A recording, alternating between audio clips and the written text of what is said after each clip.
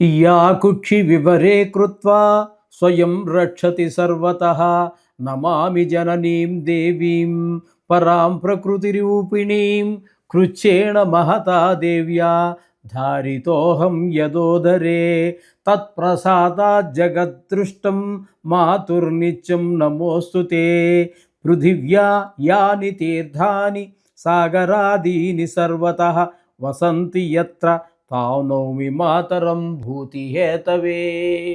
మాతృదేవో భవ, పితృదేవో భవ. ఇప్పుడు మనము నవంబర్ నెల 2025 సంవత్సరం గోచార ఫలితాలు ద్వాదశ రాశుల వారికి ఎలా ఉన్నాయో తెలుసుకునే ప్రయత్నం చేద్దాము. అందులో ప్రథమంగా మేషరాశి వారికి ఏ విధంగా జరగబోతుంది ఈ నెలంతా, గోచార ఫలితాలు ఏ విధమైన ఫలితాలు ఇస్తాయి అనేటటువంటి తెలుసుకునే ప్రయత్నం చేద్దాము. ఇది కేవలము గోచార ఫలితాలే. దీనిలో ఎక్కువ గ్రహాలు అనుకూలంగా ఉన్నాయని మీరు సంబరపడవలసిన పని లేదు. అలాగే తక్కువ గ్రహాలు అనుకూలంగా ఉన్నాయని మీరు కంగారు పడక్కర్లేదు. ఇది కేవలము నెల ఫలితాలు మాత్రమే.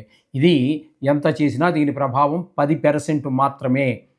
వ్యక్తిగత జాతకం అనేటటువంటిది 100% నిష్ణాతులైన వాళ్ళు చెబితే, అంతేగాని ఇందులో ఇప్పుడు మనం చెప్పుకునేది కూడా సశాస్త్రీయంగా చెప్పుకుంటున్నాము. దీనిలో నా కల్పనలు కానీ, అభూత కల్పనలు కానీ, మీరు కోటీశ్వరులు అయిపోతారని కానీ, లేకపోతే బికారాళ్ళు అయిపోతారని కానీ చెప్పడం ఏమీ జరగదు. శాస్త్రం ఎంతవరకు చెబుతున్నదో అంతవరకు మాత్రమే మనం చెప్పడం జరుగుతుంది. ఇది గమనించుకోండి. కర్కాటక రాశి వారికి నవంబర్ నెల 2025 సంవత్సరం గోచార ఫలితాలు ఏ విధంగా ఉంటాయనేది సశాస్త్రీయమైన పద్ధతిలో మనం తెలుసుకునేటటువంటి ప్రయత్నం చేద్దాం.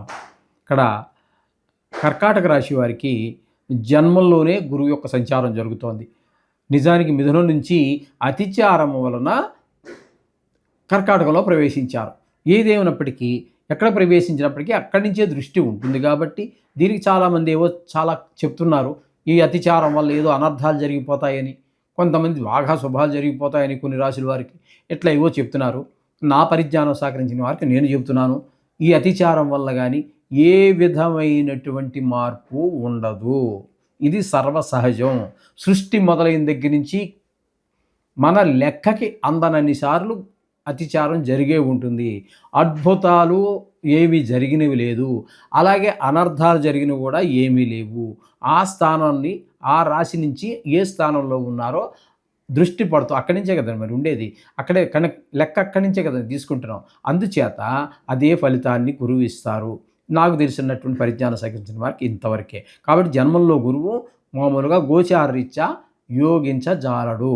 కాబట్టి ఇక్కడ మన యొక్క ఆలోచన కానీ ప్రవర్తన కానీ అంత మంచిగా ఉండేటటువంటి అవకాశం లేదు. ఒకవేళ మంచిగా ఉన్నా లోపల ఆలోచనలు ఎవరు పసిగట్టగలరండి?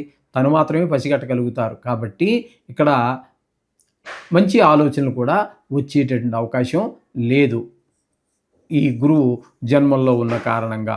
తదుపరి ద్వితీయ స్థానంలో కేతుగ్రహ సంచారము కుటుంబంలో ఒక ఆహ్లాదం లేనటువంటి పరిస్థితి ఏర్పడుతూ ఉంటుంది. ధనానికి లోటు ఏర్పడుతూ ఉంటుంది.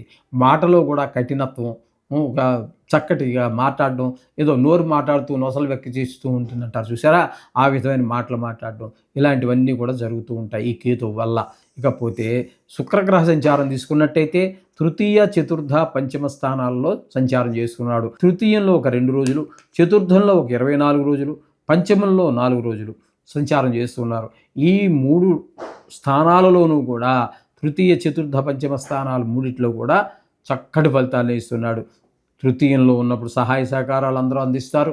అలాగే చతుర్థంలో ఉన్నప్పుడు మీకు అమ్మగారి యొక్క ఆశీస్సులు బాగా లభిస్తాయి.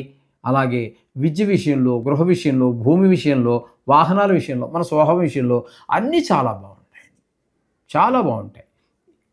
ఈ తదుపరి పంచమ స్థానంలో కూడా 4 రోజులు ఉన్నారు. అక్కడ సంతానం అంటే ఇక్కడ మొత్తంగా 3 స్థానాలలో ఉన్న కారణంగా ఇంట్లో కుటుంబ సభ్యులను కూడా మనకి సంతానం కూడా చాలా చక్కగా అభివృద్ధిలోకి వచ్చేటువంటి అవకాశం కనబడుతుంది.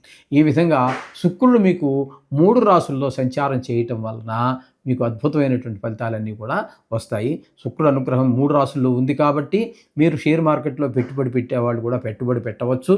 అలాగే టీవీ రంగంలోనూ, సినిమా రంగంలోనూ ఉన్నటువంటి వారు, ఈ మీడియా రంగంలో ఉన్నటువంటి వారికి కూడా శుక్రుడు చాలా అనుకూలమైనటువంటి ఫలితాన్ని ఇస్తూ ఉంటాడు. ఇంకొక విషయం ఏంటంటే, శుక్రుడు ఎవరికి అయితే గోచార అది ఆ జాతకంలో కూడా శుక్రుడు ఎవరికైతే అనుకూలంగా ఉంటారో వారందరూ కూడా ఎప్పుడూ ఒక స్టేటస్ మెయింటైన్ చేయటము, ఎవర్ గ్రీన్‌లా ఉండటము, కొంచెం అలంకార ప్రియత్వం, ఇట్లాంటివన్నీ కూడా చాలా సుగుణాలు, అందులోకి లలిత కళల్లో దేనిలో దానిలో ప్రవేశం ఉండటం, ఇట్లాంటి సుగుణాలు చాలా ఉంటూ ఉంటాయి శుక్రగ్రహం వల్ల. ఇకపోతే రవి సంచారం గనక మనం తీసుకున్నట్టయితే చతుర్థ, పంచమ స్థానాల్లో జరుగుతోంది. చతుర్థంలో 16 రోజులు, 14 రోజులు పంచమ స్థానంలో. ఈ 2 స్థానాల్లోనూ కూడా రవి అనుకూలమైన ఫలితాలు ఇవ్వడం.